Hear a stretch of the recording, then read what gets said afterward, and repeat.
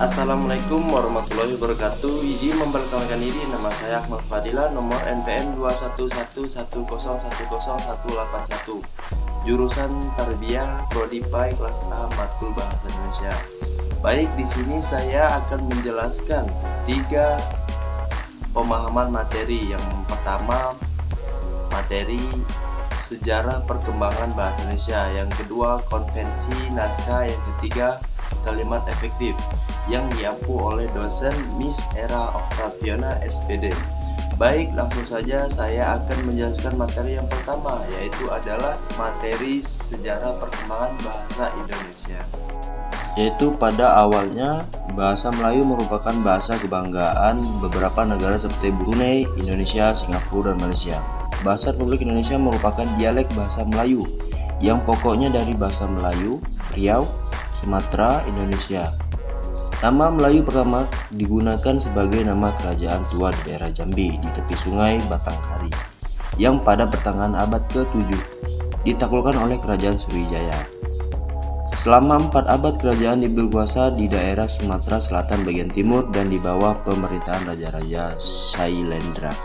Sejalan dengan lalu lintas perdagangan, bahasa Melayu digunakan sebagai bahasa perdagangan dan juga penyiaran agama Islam dengan cepat tersebar ke seluruh Indonesia.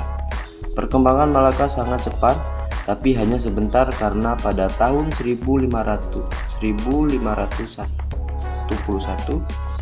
Malaka ditaklukkan oleh Angkatan Laut Portugis pada tahun 1641 dan ditaklukkan juga oleh Belanda. Dengan kata lain, Belanda telah menguasai hampir seluruh Nusantara.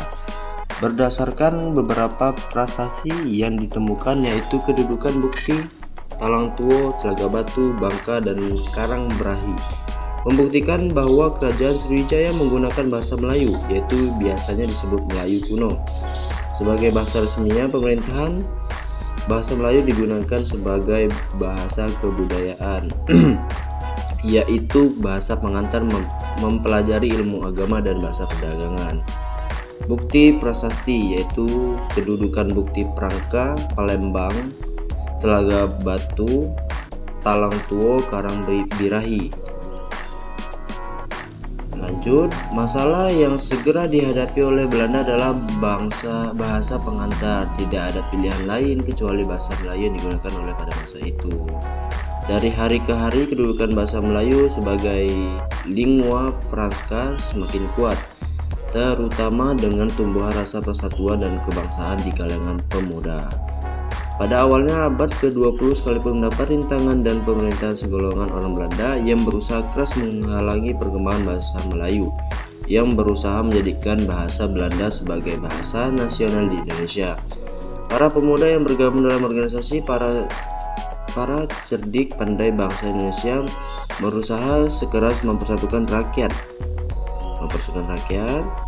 Mereka sadar bahwa hanya dengan persatuan bangsa Indonesia dapat menghalau kekuasaan kaum penjajah dari bumi Indonesia, dan mereka sadar juga hanya bahasa Melayu dapat berkomunikasi dengan rakyat.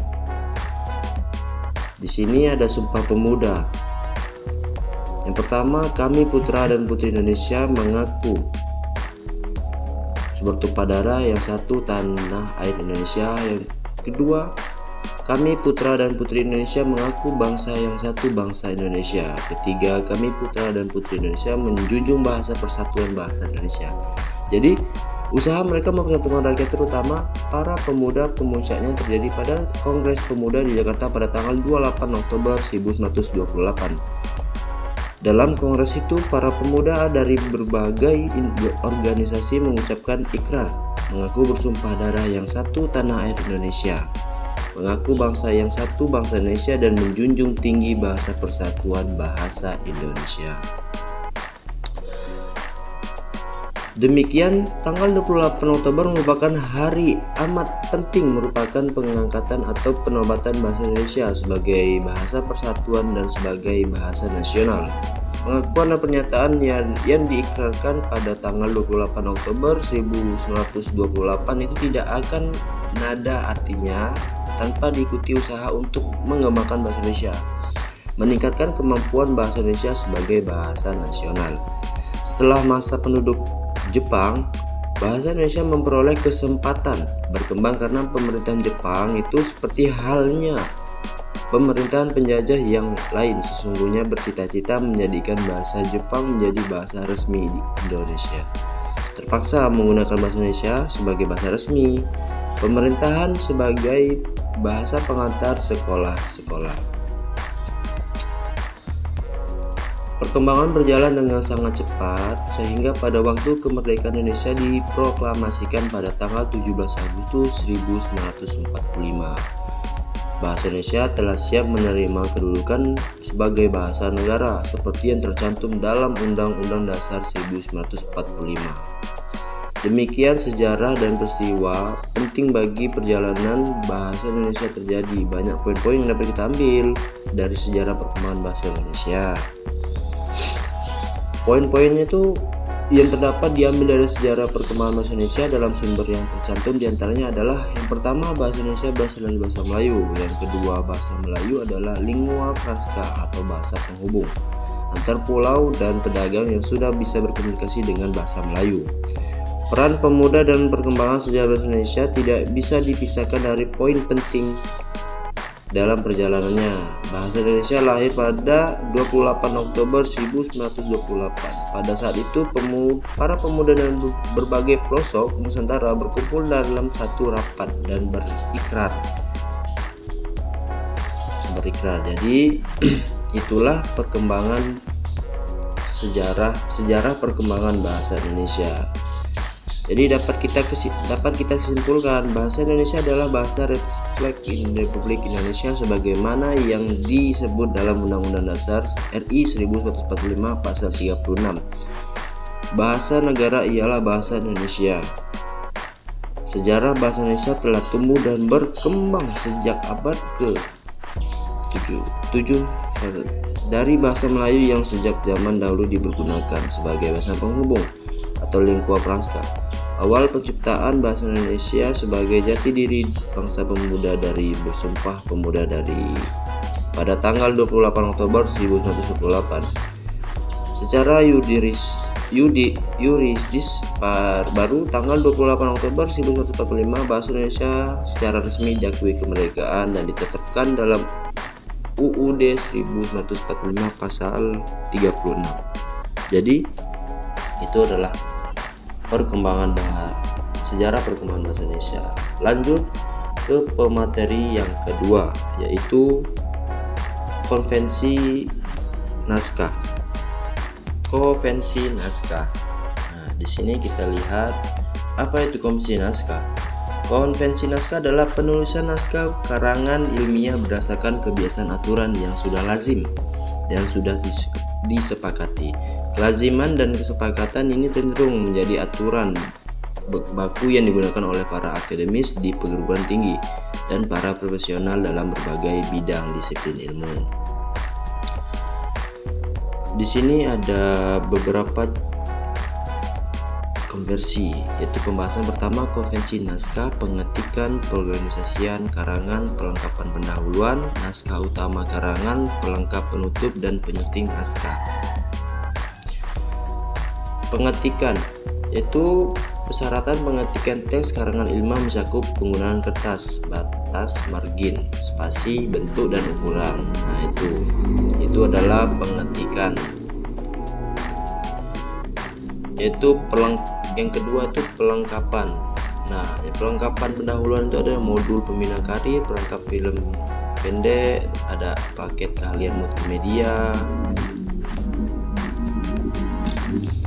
Naskah utama karangan, yang pertama pendahuluan, yang kedua inti karangan, yang ketiga kesimpulan. Nah, yang pertama daftar pusaka, lampiran pendik, riwayat hidup, indeks, dan pelengkap penutup. Penyutingan naskah. Penyutingan naskah ini adalah karangan, yaitu membaca secara cermat naskah karangan yang selesai ditulis dan memperbaikinya secara konversi naskah dan bahasa baku. Konversi penyutingan untuk penghasilan tulisan yang sempurna. Anda membaca kembali tulisan Anda, memberikan tanda atau catatan bagi bagian-bagian karangan yang dirasakan kurang baik. Dua, penyuntikan bahasa. Penyuntikan bahasa bertujuan untuk menghasilkan karangan tanpa kesalahan bahasa. Jadi itulah konvensi naskah. Lanjut lagi kita ke pemateri yang ketiga, yaitu yang berjudul kalimat efektif. Apa itu kalimat efektif? Kalimat efektif adalah kalimat yang dapat mengungkapkan gagasan pemakaiannya secara tepat dan dapat dipahami oleh pendengar atau pembaca secara tepat. Pula, kalau gagasan yang disampaikan sudah tepat, pendengaran atau pembaca dapat memahami pikiran tersebut dengan mudah, jelas, dan lengkap seperti apa yang dimaksud dengan oleh penulis atau pembicaraannya. Secara umum, kalimat harus disusun berdasarkan kaidah sebagai berikut. Yang pertama, penggunaan objek ganda. Yang kedua, penggunaan kata yang sudah jamak, unsur-unsur yang ada dalam sebuah kalimat. Yang ketiga, aturan ejaan yang berlaku.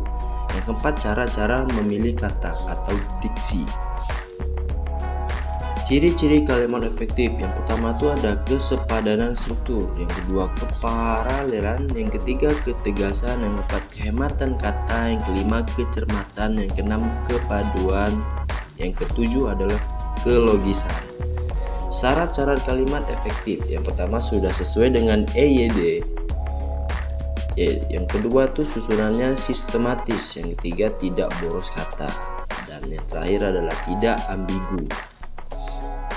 Struktur kalimat efektif itu adalah subjek, predikat, objek, keterangan, yaitu disingkatnya S ditambah P ditambah O ditambah K. Itu adalah struktur kalimatnya.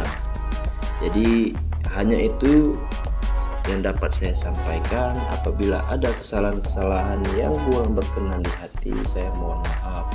Pada Allah saya mohon maaf, mohon ampun. Wabillahi taufiq wal hidayah. Wassalamualaikum warahmatullahi wabarakatuh.